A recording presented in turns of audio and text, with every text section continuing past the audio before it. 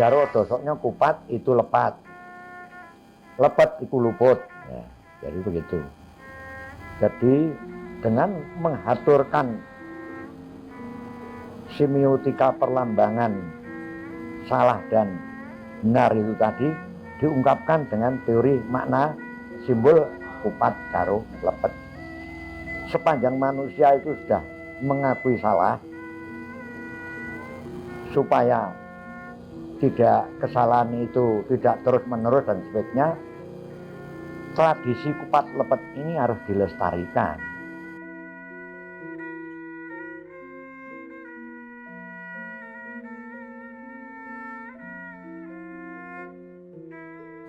Dalam budaya, pengertian tradisi kupatan sebenarnya kita sudah banyak digambarkan di lakon pewayangan.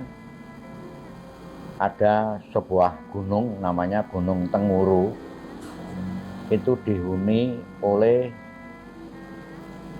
seorang berbadan kekar, kepalanya sapi, dan dia adalah lembu gumarang. Kemudian banyak orang-orang dari kerajaan-kerajaan Ngote, Tebar, Sarkil, dan beberapa negara yang ingin mendatangi ke Ratuning Nyowo. Itu adalah dia bergelar Ratune Alam, lembu gumarang, dan memenuhi permintaan-permintaan orang-orang itu. Nah, sedangkan tradisi di situ syaratnya sebagai tantrik, wisudanya itu dibuktikan dengan ketupat, dengan simbol kupat. Demikian juga di Laut Tibet ada seorang wanita, seorang yang ingin menjadi ratunya alam, yang akhir pertapaannya akhirnya menjadi suatu ikan namanya ikan tirbah. Nah, orang-orang di sekitar itu juga mangeran atau manembah kepada pangeran ikan itu. Salah satu daripada simbol persembahannya adalah kupat. Dari sini bisa digambarkan binatang itu akhirnya apabila memberikan bentuk makanan sesaji itu adalah kupat. Nah, baru kita menjelang sekitar tahun 15-an muncullah suatu tradisi Wali Songo yang memakai simbol-simbol permohonan maaf dan ucapan syukur kepada Tuhan Yang Maha Esa itu digambarkan dengan simbol ketupat. Lalu orang Jawa melihat adanya suatu tontonan kinarya tuntunan wayang tadi, mempunyai ini kesamaan ketika manusia itu sejak dilahirkan. Dilahirkan ada mempunyai persaudaraan sing jenenge sedulur papat limo pancer. Di dalam sedulur papat limo pancer itu simbol yang pertama itu adalah bungkus. Bungkus yang disebut plasenta itu disebut marmarti. Sedangkan bayi itu sendiri hidupnya karena air ketuban. Nah, ketuban itu dipersepsinya juga sama dengan ketupat. Karena menghidupi bahwa ketupat. Lalu bentuk ketupat itu mempunyai suatu inisial yang sendiri, yaitu bojo papat, namanya Sinto. Pada suatu meledos flu burung, kemudian virus COVID, itu isaroh-isaroh yang didapat dari leluhur kerajaan Singosari Eyang Wisnuwardana adalah goleko kupat Sinto isenono jinten ireng dringu bawang kemangi lanang. Itu merupakan tanda sebagai penolakan, tolak balak. Di dalam flu burung, kupat Sintonya harus berisi kunci pepet. Nah, lalu kupat itu juga dibuat dari bungkus yang namanya Marwarti tadi, disimbolkan dengan sakjane aku nur kang wening. Lalu adalah pelepah daun kelapa yang namanya masih muda, namanya janur. Janur itu mempunyai keroto basa, arti hariwahnya adalah sakjane aku nur kang wening. Di dalam nur kang wening ini, di dalam lakon Dewa Ruci adalah lakon-lakon sinkretisme Islam dan Jawa. Kemudian lakon Kunjoro Karno Ruwat cerita Buddha, lakon Anoman Obong. Jadi kawula alengka supaya tidak terbakar, diharapkan ketika malam hari sedang nyak tidur itu diberitahu sama Anoman, wahai orang-orang alengka yang berbudi baik dan yang mendukung tentang keniscayaan, kebiadaban, dan yang menolak ini bagi orang-orang yang pro tentang mamayu ayu budine luhur, awer-awerono janur kuning. Sehingga ingin membakar alengka itu kalau sudah ada janur kuning melengkung, itu dilompati oleh Anoman. Yang dibakar yang tidak ada awer-awernya. Nah, ternyata yang dibakar itu adalah para raksasa-raksasa, kawulo-kawulo yang berbentuk jiu semuanya. Nah, supaya jiu raseksa di dalam persepsi goro-goro wayang kulit Malangan atau wayang kulit itu dimaksudkan adalah sedulur papat lima pancer. Kalau dalam wayang kulit dibabarkan dengan Semar, Gareng, Petruk, Bagong.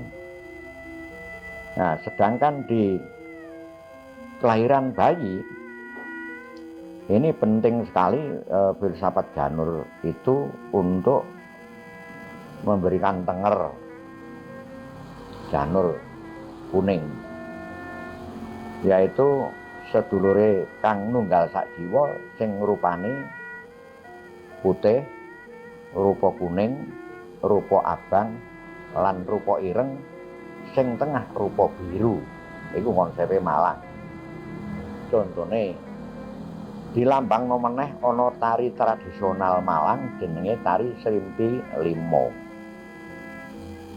Wetan putih rupane, manukane manuk kuntul, segarane segara.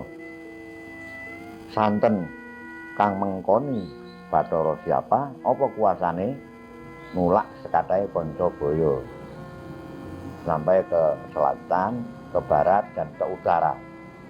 Yang di tengah namanya Roh Ilahi.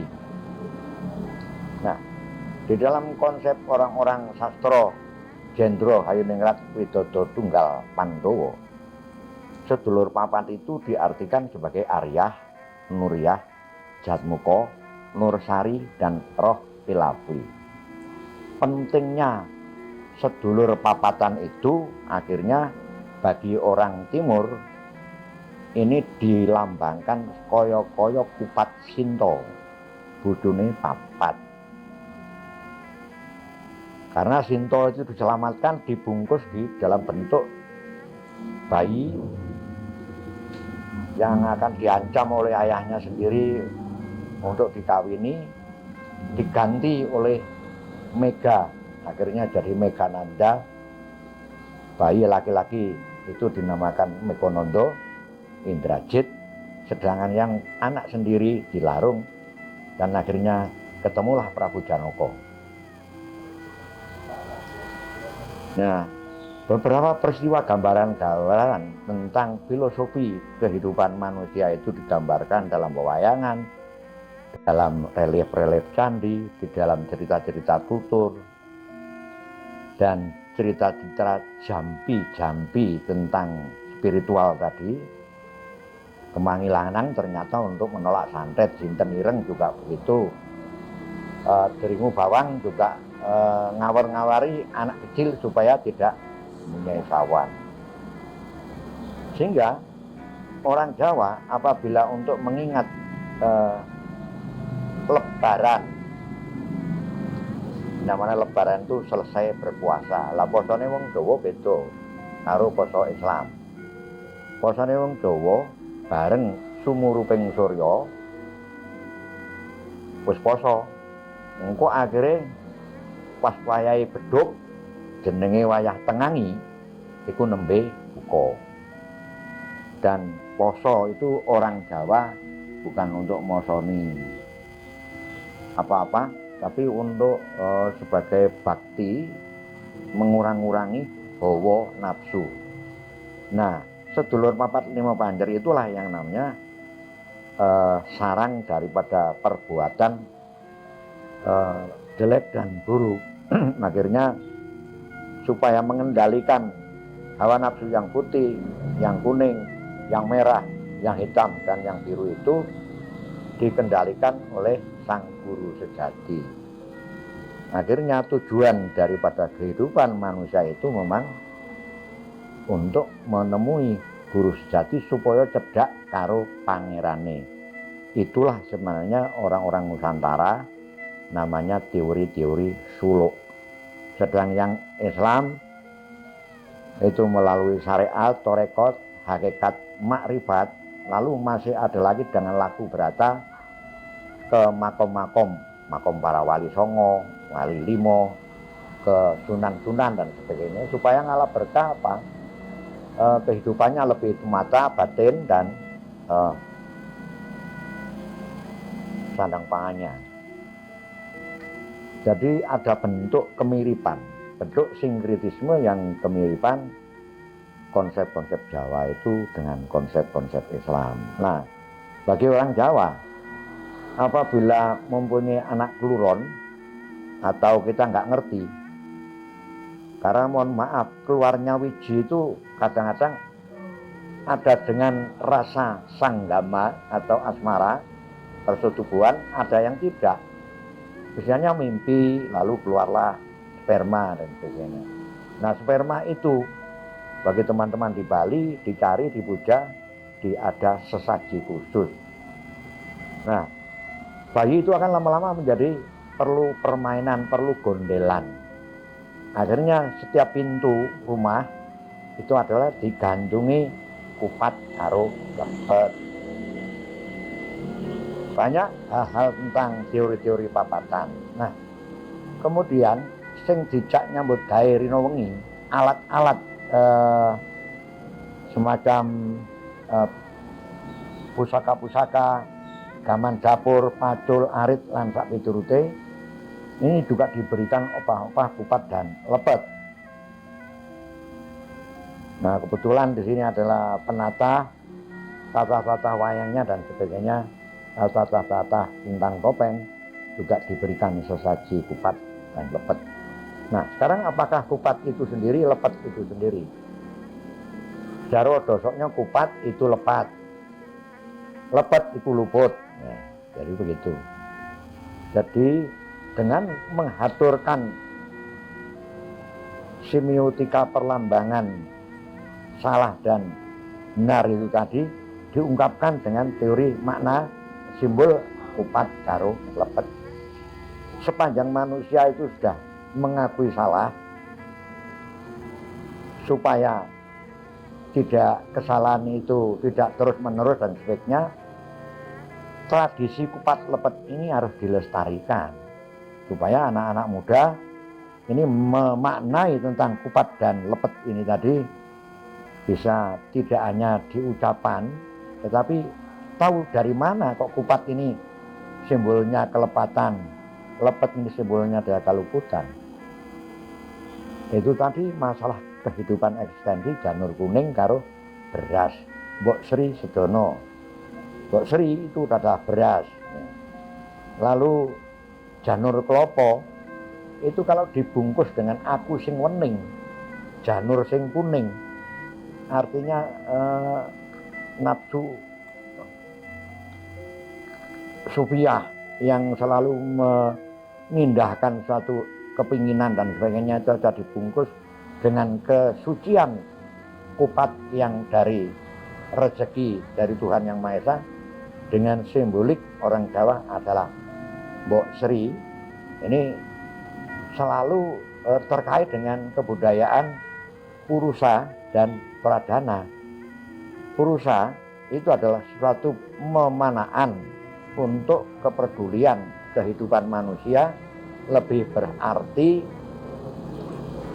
dan sedangkan pradana ini juga menciptakan sesuatu yang terus melahirkan kelestariannya, kaya dening lanang karo wadon, untuk menurunkan wiji berterus menerus, akhirnya di situ membuat suatu kesepakatan hukum adat namanya purusa dan pradana.